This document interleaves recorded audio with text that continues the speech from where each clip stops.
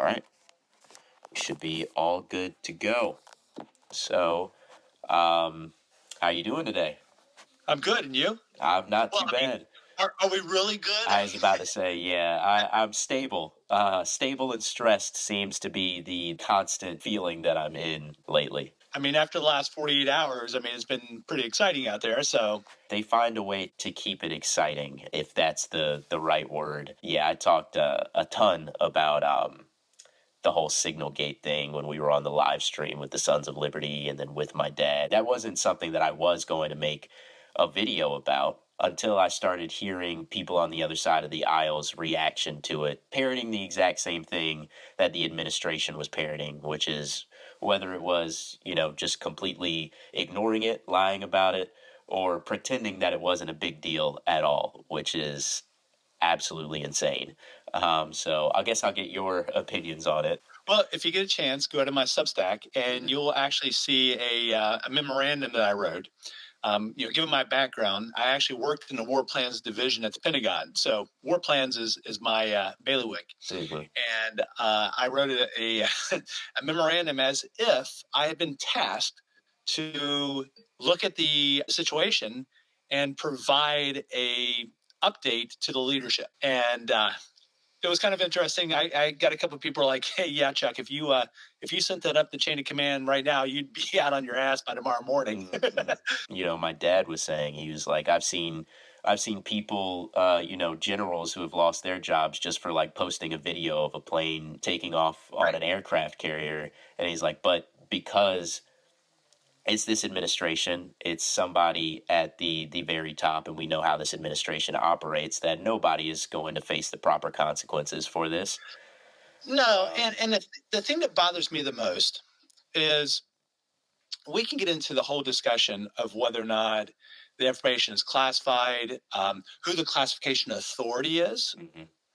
We could have that long discussion, but the thing that concerns me the most is, number one, you can tell that Hegseth and the rest, they feel like the rules don't apply to them, the law doesn't apply to them, So, and they're the arbiter of everything. The second thing is, this is what they got caught doing. it's just Or what is all the stuff that they're doing that are not being caught doing?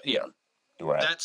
That's the second. That's the part that I think is the most chilling. Is like, okay, so you used it for this. What else are you using it for? Do you think that it is just, incompetence and they're trying to scramble to cover up that incompetence, or do you think that them using Signal is purposeful to circumvent official channels for whatever reasons?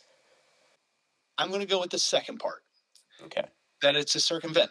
However, we can have a great discussion on whether or not they're trying to get around the Federalist Record Act. Is there? I don't think that's it. The folks on the left are going to scream that's what they're trying to do, but I just don't think that's what it is. Mhm. As somebody who's worked in the IC, the intelligence community, and when I say I worked in it for 20 years. I mean, a long time. Mhm. For if you were at the State Department and I was at the Department of Defense and we needed to talk in a secure manner across email or something, it is monumentally a pain in the ass. The systems don't talk to each other. Mhm. And so I think that they're using Signal purely for convenience. Gotcha. And so it's like, and honestly, I like Signal Mhm. because if you're going to do text messaging, yeah, the little text messaging we do on our iPhones, I mean, it's a postcard, right? WhatsApp was at least an envelope, right? Mhm. But if somebody saw WhatsApp, they can still open it up and they can see it. Signal is at least has some encryption to it. Mhm. It is actually a great product for unclassified information for you and I to share whatever, giving us some level of expectation of privacy. Unclassified being the operative word, right? Right. Well, so that's the thing, and that's I heard the director of the NSA said something about, well, they have it installed on our computers. They have it installed on their unclassified desktop computers. That unclassified desktop computer cannot, isn't even remotely close to being on the um, on SuperNet, the secret, or on JWix or Top Secret. It's not like you go onto your laptop and hit Control Alt, and all of a sudden you flip over to a different system. You have to go to a completely different system. I mean, it's a completely different computer. They do not mix. They don't come close together. Mm-hmm. So saying, oh, that we've got Signal on our PCs, yeah, that might be. And for just general unclassified things that don't have to go underneath the Federal Records Act, it's fantastic. Yeah. Hey, Chance, you want to go to lunch? Mm-hmm. That doesn't have to be written down. Right. So Signal in itself is a really good app, and it's great for communications. We're in the 21st century, right? If we were to go back to, I hate to say it, if we go back to President Biden, he's probably not texting much. Mm-hmm. We go back to earlier Bush, probably not texting much. You and I communicate by text almost every day. Mm-hmm. Oh, I guarantee we do it every day. Mm-hmm. So that is the communication methodology of the 21st century, of today. So they were doing it for convenience. Right. Now, Hegseth did, he received the information, and that information came from Central Command. It came from CENTCOM. Um, that operation wasn't being run out of the Pentagon. That operation was being run out of CENTCOM, executed by the USS Truman. That's why he was getting situational updates. He wasn't in the loop. That's why you saw the first line was like, "Hey, I heard from CENTCOM that we're a go." Okay, it didn't say that the SecDef told CENTCOM we're a go. It said CENTCOM told the SecDef we're a go. Right? So he's actually received that information either on a computer system, and it parenthetically in front of it, it probably had a TS or an S, and then here's the line. And all he's done is sit there and read on the screen, and he's typed it into Signal on his phone and transmitted it. And he has stripped the classification off of that message. And he's not the originating classification authority. CENTCOM is. So, yeah. Yeah, and then the fact that the editor in chief of the Atlantic was part of the communication, that's even Right. more of a how does something like that even happen? Like, Yeah. but how does Michael Waltz was the one who added him to the chat? How he was added to that chat doesn't make any sense. So I've heard on March 11th, Goldberg received a Signal request Mm-hmm. to join Michael Waltz. And Goldberg was like, yeah, that's the same name as yeah, is this the Michael Waltz? And he's like, I assumed it did. And he thought maybe there was going to be some type of transparency, some type of reaching out and talking about other type of activities. Was that a request for contact or a request in that specific group message? Do you know? Um, I bet you, I would say, because I use Signal, Mm-hmm. I would say that was a request for contact. Mm-hmm. So all that was happening was Waltz was sending a message to Goldberg saying, "Hey, let's be friends on Signal," right? And so Goldberg, thinking that it is Michael Waltz, so he accepts. Right. Then what happened? Later on, when they set up the chat group, Waltz has gone into his phone, into Signal, pulled up the directory. He claims that he makes two claims. The first claim is that he claims that he had Waltz's number assigned to a different name. That was one. And then there was another claim that there was something about, well, maybe like the Atlantic did something. And no, now they're going to have Elon Musk and his people tracking down the technology. I'm like, why do you think that is better? Right. Why do you think the Atlantic hacking into Signal to get into your chat group is better? If the Atlantic can do it, oh, I don't know, maybe the Chinese, maybe the Russians, I don't know. Right. So Waltz just fat fingered it. I saw Michael Waltz took some form of responsibility, but I don't think that taking of responsibility is actually going to go anywhere when they're having Elon Musk come in to investigate, and now they're admonishing Jeffrey Goldberg, who has nothing to do with this other than just being, involuntarily involved in it. So him taking responsibility is the equivalent of this in my eyes. Yeah, it is. When I was a lieutenant colonel and I was in charge of troops, so there's two terms. One is responsible and one's accountable. Responsible means that you have a direct requirement to do something. Accountable means that you're accountable for something being done that you're not necessarily responsible for.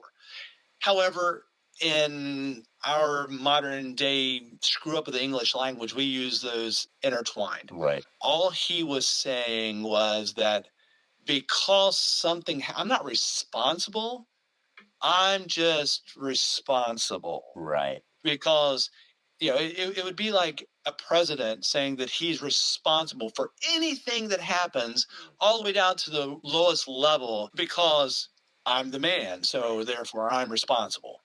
And that's the way that I took his I'm responsible. It wasn't even I'm accountable. It was just, It's very I'm, hollow. I'm at the top of the food chain, so I'll take responsibility for this. And But no, what actions are being taken for people to right. face the proper consequences and to make sure that it doesn't happen again? Um, So he's not going to fall on the sword. He's going to throw Jeffrey Goldberg on the sword. right, which is just absolutely horrible. And I heard a lot of people talking about, there's so much noise on social media, so many people peddling theories and everything. But regardless of the theories of whether it was purposeful or not, they're going to use this opportunity to try to seed further doubt in the press and the media and further consolidate their own power into whatever state media that they're going to try to prop up. We see it in them kicking out the Associated Press and them trying to take funding away from PBS and NPR, and so many ways they're trying to silence any type of dissent. It's scary that the way that they're approaching this is to further admonish the press that really has nothing to do with this. I worked in strategic communications for a long time. Even. If I was sitting in the White House right now and they told me, Chuck, we need for you to take care of it, this is the two things that I would do on the MAGA side. Even. Number one is I want to find the smallest bit of something that's wrong, and I want to amplify that, amplify that, amplify that. That is what they did when they were talking about war plans versus attack plans. Like I said, I worked in war plans division. A war plan is 1,000-page document. 1,000-page document was not being transmitted across. However, because Jeffrey Goldberg said that, and I got into a discussion with a good friend of mine on whether or not I should hold Goldberg to a standard where he ought to be using the appropriate military terms or not. That's irrelevant. Right. But because he used war plan, that gave them that one little item that they could continue to amplify to such the point that they're not willing to talk about anything else. Right. If you listen to them, every time they're going to say, well, there wasn't a war plan. There wasn't a war plan. This wasn't a war plan. And so that's number one is find something that you can amplify, distract, and deflect. The second thing is attack and make counter accusations, deny, make counter accusations, right? Mm-hmm. And so that's what they're doing on Goldberg is they're going after him and saying that he is a horrible journalist, that the Atlantic is a failing. You can hear Trump. I mean, everything he says about it, right? And that's the second thing. So what's going to happen is the communication silos that the MAGA party's in, they're going to hear two things. Number one, that Jeffrey Goldberg was lying about what was transmitted. Mm-hmm. And number two, that he is a far left Trump hating journalist. Right. And that's going to shut that entire conversation completely down. In regular world, not living in the Twilight Zone, this would be an egregious error that would beg for some consequences and wouldn't be able to be spun so hard as the Trump administration always spins things. So because of that fact, I was like, this is more noise that I wasn't going to talk about. Meanwhile, it's distracting from a lot of the things that are happening within the country, which I do want to talk about, the destruction of our freedom of speech, really, with a lot of these students in Colombia that are being imprisoned, having their visas revoked, threatened deportation for speaking out, for being a part of pro-Palestinian protests, being labeled as terrorists when all they've really done is exercise their freedom of speech as legal U.S. residents. And now we have I don't know if you saw the students from Tufts University had her visa revoked just for taking place in pro-Palestinian protest. And they use a lot of inflammatory rhetoric to say, hey, this person is pro-Hamas, pro-terrorist. They're one of the leaders of the organization, and everyone who knows her is coming out and saying, like, she's not even a leader of the protest. She's just involved. And I think it said that she wrote like an opinion piece or something like that. Seems like every single day we're having those rights being attacked and more people being attacked just based on, their beliefs and what they have to say. Yeah. So one thing real quick before we transition, you can tell that it was getting to the point that it was bothering Trump. That's why yesterday Trump announced the 25% tariff on vehicles. It was everywhere. It was basically to change the news loop. Yeah. Yeah. So there's two parts to what you've brought up that is so concerning to me. It's not just the First Amendment issue. It's also the individuals who are showing up for their asylum appointments and being rounded up and sent to El Salvador. Right. But and the only reason I bring that up is I very easily can see this linking to where they round up somebody for First Amendment issues and they find themselves on a flight to El Salvador. Right. I mean, the deal that he made with the El Salvadorian president, it included not only, U.S. residents and visa holders, US citizens. American citizens. Yeah, that's very concerning. Yeah. So, what I don't have a good feeling for is this because it was a pro-Palestinian, which means that you have to be anti-Israel in the Trump administration's view, or is this simply because it's an anti-Trump something? Right. I can easily see this parlaying straight into a same type of an issue with Black Lives Matter or Lafayette Plaza type of thing. However, rounding up U.S. citizens or rounding up permanent residents and or revoking visas for the purposes of deportation, I can't think of anything more un-American than that. Right. My other concern with that is, we have a current set of laws on how you go from being arrested for whatever through the deportation court system, through the immigration court system, right, to being deported. And the Trump administration is using laws that have not been tested by the courts to basically skip that immigration court. Right. And that is terrifying.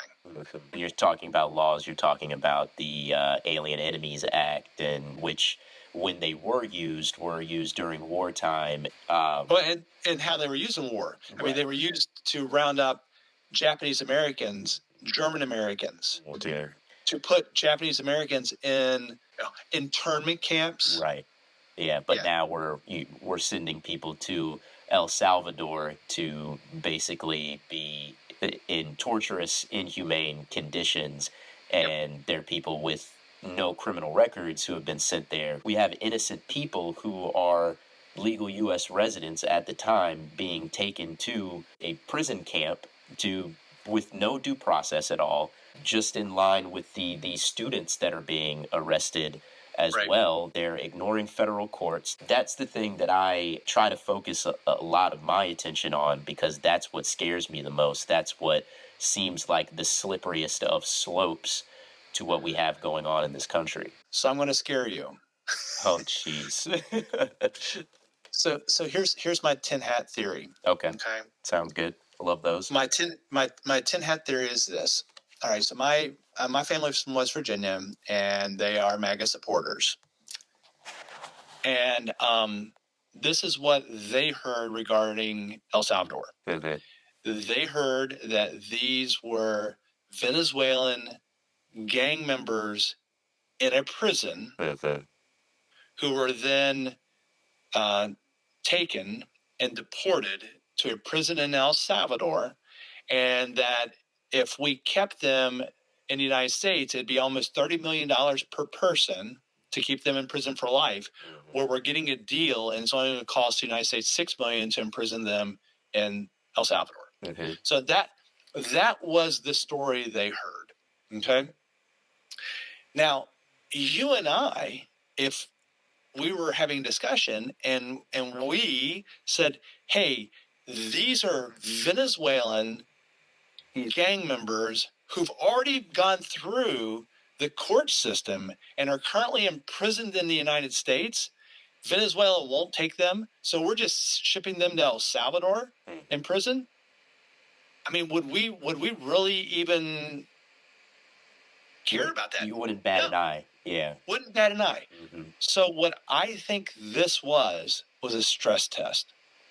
It was to see how much could Trump get away with Right. when it comes to the court systems.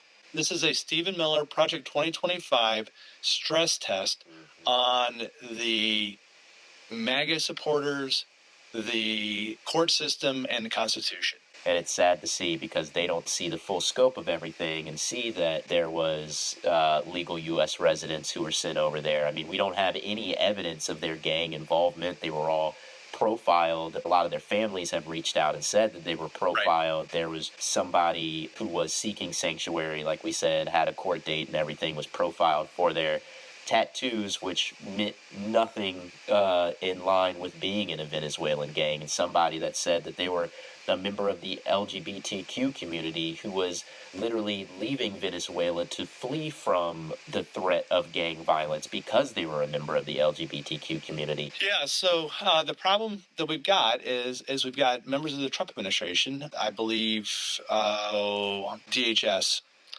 She was on the news and she was like, hey, no, ICE has thoroughly vetted every one of these. And if you support the Trump administration and the Trump administration officials tell you they thoroughly vetted it, are you going to listen to a left-wing wacko like myself? Lord, no.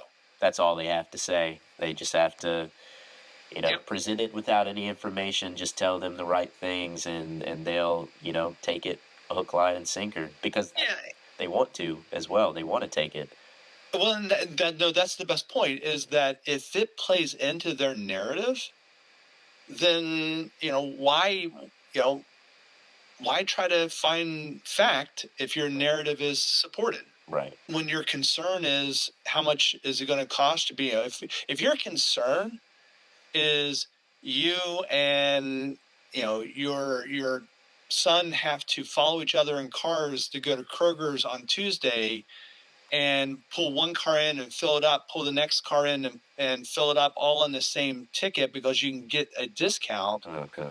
If that's your concern, who the hell cares what happens to Venezuelan gang members? Yeah.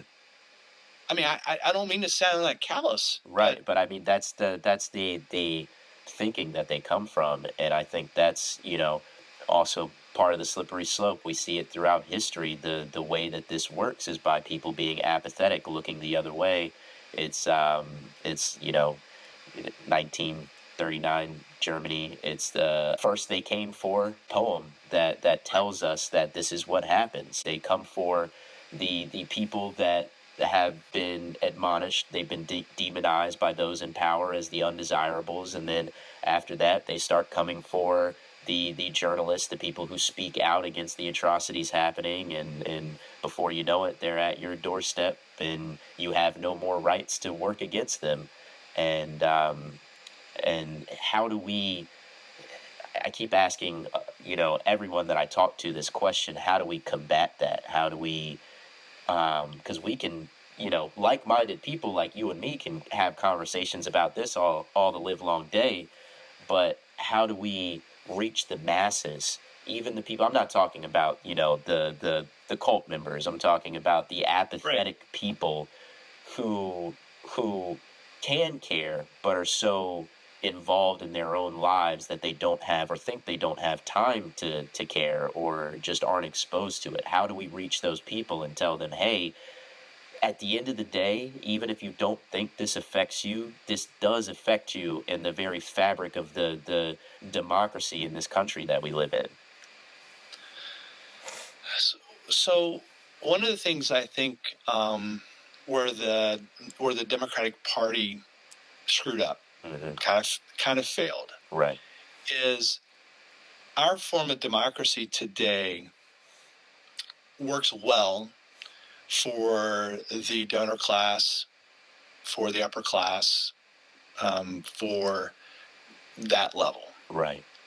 And that form of democracy works well for them. Mm-hmm. It doesn't work well for everyone. Right. And when Harris ran, she ran on status quo democracy. Mm-hmm. So her campaign was all about maintaining that status quo for the Democrats it worked for. Right. Trump ran on status quo for the MAGA party, and that status quo for them was enriching the donor class, because everybody believes in trickle down economics, and right, and Contrary then to the evidence. yeah, even though economists are like, no, that doesn't work, but right. they still believe it. And then the second thing is that they did not agree with the Democrat status quo vision. Right. Yeah. And that's something I can understand, Right, absolutely. Yeah. So to answer your question is, we need to determine a democracy for the 21st century. Mm-hmm. When the MAGA party talks about the country, we need to talk about the people. Right. And we need to come up with our Building of America 2029 plan. Right. And if the Democrats come up with that plan, then that's the way you're going to connect with the people. And it's going to have to start with the midterms. And, democracy today is lost. We have to make a decision on whether or not we want to build a democracy for 2029. Right. And I think that a lot of people who are in that MAGA camp, or not even the staunch supporters, the people who voted for him this time for economic reasons and because of the things that he promised, which he is not. He doesn't care about the people. He is self-interested, and then the people in his scope, they are also self-interested, and they prioritize profit over people, and that needs to shift. What we need to do is prioritize people over profit. I mean, everybody complains about the unchecked capitalism that we have, and that's what leads to the fascism that we're seeing right now. We need a balance of capitalism and socialism to make the world in our country a more equitable place for everybody. But what did they do as soon as they came in? They started stripping away all the socialism that was there. And so we're leaving, people out to dry, the actual people, the working class that deserve rights, just to cater to the billionaires that already have everything and that are consolidating or continuing to consolidate wealth and power, and now privatizing all of our systems. And they're going to need to 屋force to maintain that consolidation of wealth and power. Yeah. So I use the term democratic capitalism with guardrails, is what I kind of, the economic system. You lost me at socialism because I'm not into socialism. Right. Yeah. I mean, I get that, because if you I am the social safety net. Communism, but there is a balance that needs to be had between the unchecked capitalism we have, and then helping out the general public with social programs, I think. Right. Social program is not socialism. Right. Socialism is when the government actually owns the means of production. Mhm. And I don't necessarily want every hospital owned by the government. I don't want, you know, I so in economics there's a term, it's called public goods, Mhm. and it's very very specific because it can't be competitive and it has blah blah blah. What I use as a term is essential services, Mhm. and I do think there is essential services that we need to look at for a democracy of the 21st century. So, for instance, like, should we really have electric companies, Mhm. or should there be allowed a monopoly when it comes to electricity because of the way it crosses boundaries? And should we really be at the point that we all pay electric bills? Mhm. I mean, that's the type of things, cybersecurity. Cybersecurity, when you're protecting data systems, which are the systems that keep the grid up, I don't want to see cybersecurity kicked down to the states, because now you're going to have states that are fortified, and you have states that are very weak, and those weak states will become soft targets, and those soft targets will be the places where we increase our income inequality, because they're the ones that's actually getting their wealth removed because they're being targeted from someplace else. Mhm. So I don't really use the term socialism, Right, but I get that. I do like using the term social safety nets, Mhm. and I do think we absolutely need to do that. Um, as far as companies prioritizing profits over people, yeah, I don't know how we deal with that. I don't know. I mean, when you look at the top 10 people in the United States with the most wealth, the Walton family has 5 of the 10. Mhm. I don't know how you look at like a Walmart, and I just don't know. Mhm. Um, I love the idea of a $20 an hour minimum wage. Mhm. Um, and for everybody who starts saying, "Oh, it's going to cause $18 Big Macs," no. The Mhm. California did it a couple of years ago, and there's all kinds of great studies that have come out that say no, no, it actually caused employees to stay longer, which Mhm. decreased costs Mhm. of trying to hire a new employee and that type of stuff. Seattle, I think, California went to 15, Seattle went to 20. I do think that we need to look at that. Back to your point, though, I don't necessarily see the wealth being brought together in the top 3% Mhm. as the major issue. I Mhm. kind of do, but I don't. What I think the major issue is income inequality. Yeah. It's going down to um, you know that basic kind of level. Mhm. I think when you go into a city, and like Chicago right now is under fire about all the crime and so forth. If you look, that's one of the greatest cities of income inequality. I don't think people, and I don't, this is just my cardiac knowledge, the stuff I believe true to my heart, but really don't have any data on. Mhm. Um, I don't think that people grow up to want to be drug dealers. Yeah, I'm a firm believer in that at all, as well. I And feel it's like, not an easy job. So it's not yeah, like, people can't say that being a drug dealer is just as like this easy street job. It's yeah, not. yeah. It's high risk. I Mhm. mean, people would not generally want to do that if other opportunities are available. Yeah, nobody aspires to be that, but the opportunities, aren't there, and there's a whole multitude of reasons why somebody would get into that life, and that's indicative of larger problems within the system. And I do believe the wealth inequality problem. Where do you see the genesis of that? Where do you see? Why do you think that problem just gets bigger over time? Right. So I'm going to use two different terms: wealth inequality and income inequality. Mm-hmm. So wealth inequality is that generational wealth. That is Right.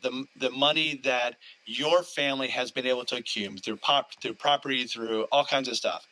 Um, you know, you know, that's the wealth side of the house. Yeah. Um, and most families do not have that inheritance so they can give to the next generation, Right.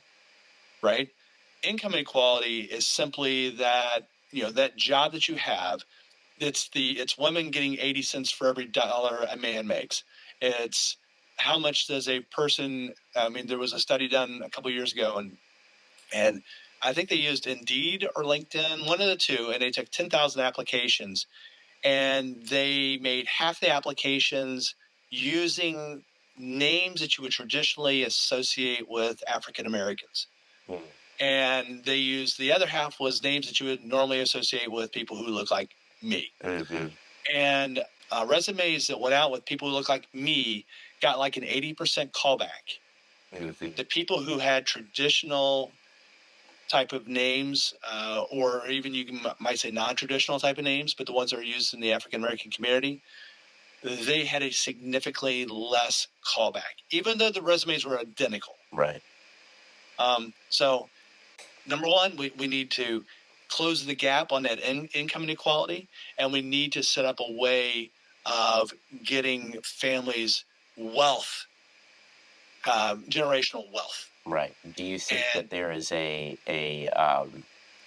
line between the wealth inequality and the income inequality? Do you think that the oh, wealth absolutely. inequality, yeah, that has been compounded, the people who own the companies, the people that own the Yep. monopolies that have hoarded all of this wealth, they perpetuate the income inequality. Well, I don't even. I'm going to push back a little bit on hoarding the wealth. Okay. Yeah, just because look at there's a great video you can watch, and it shows from two or 1980 to 2025. You got to look it up. Mhm. It shows individuals, the wealthiest individuals, right? Mhm.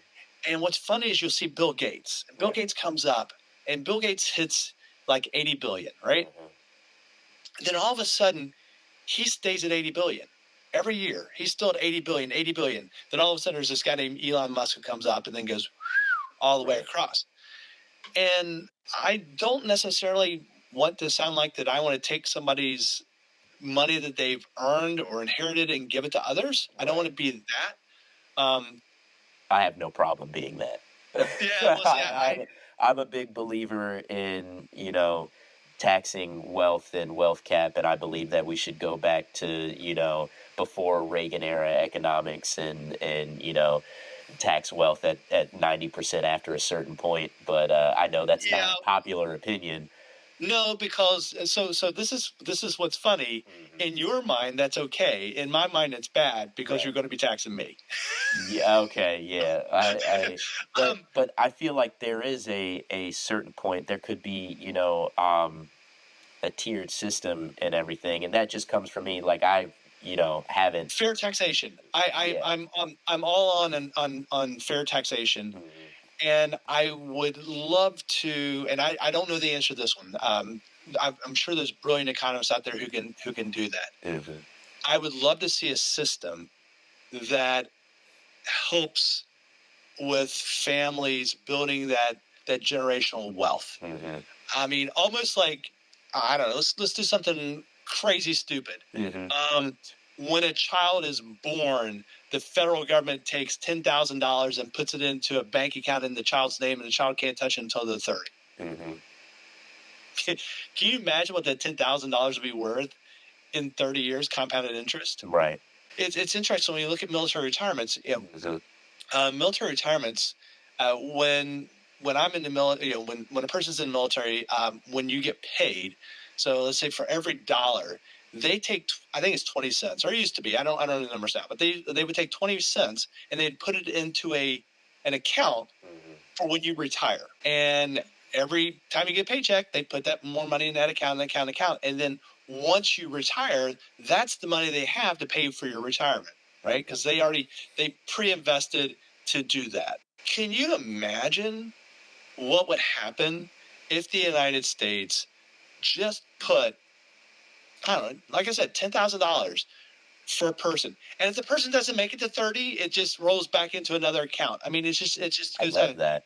Yeah. and then at 30 years old, they actually would have a seed Mhm.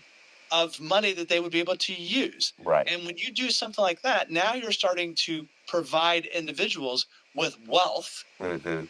And once individuals have wealth, then you have that thing called generational wealth. Mm-hmm. And compounding interest makes those numbers absolutely crazy. Mm-hmm. I think, I mean, that does sound great. It's just that for so long, those who have been in power, they are not interested in providing wealth. I feel like there is a certain point that people get to, and like I said, prioritizing profit over people, they are also apathetic towards other people. So, like, even if you and I disagree on how to fix wealth inequality or income inequality, those are conversations that need to be had.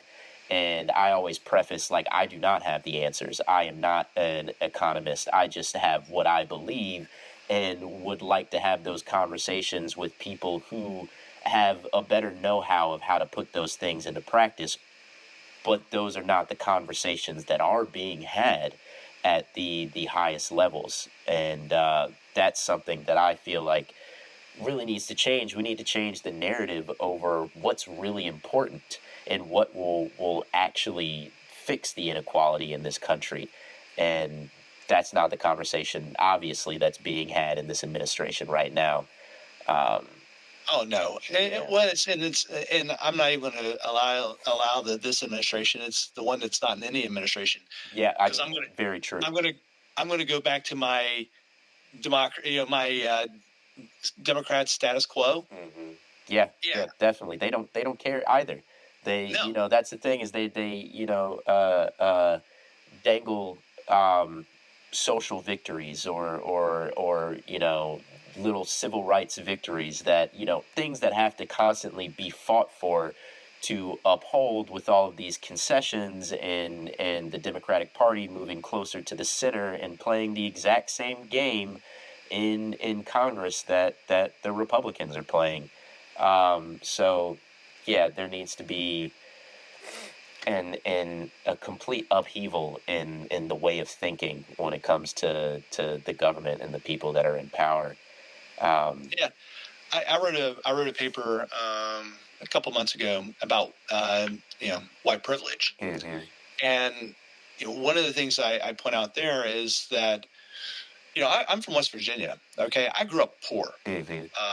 So and I recognize that I have white privilege. Mhm.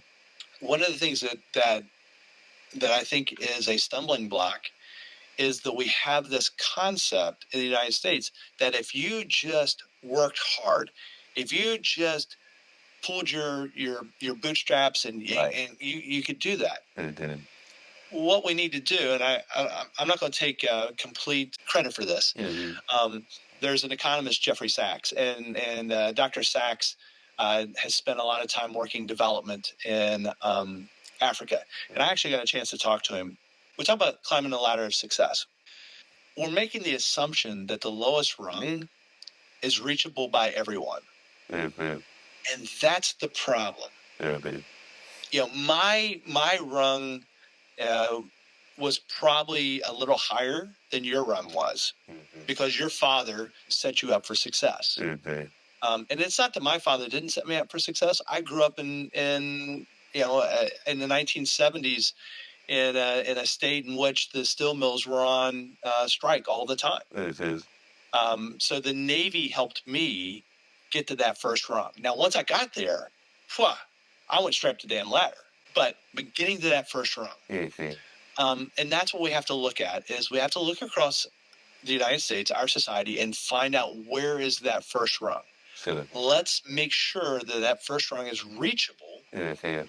so that a person can climb that ladder. Right. Those are the conversations that need to be had. Those are the things that we need great minds working to mitigate. Let's hope that people can start focusing on that problem instead of a lot of these social issues that really have no basis in a lot of people's lives. Let the people who it affects fight for it and stop trying to get in the way of that fight while working on the real problems that cause the inequality in this nation.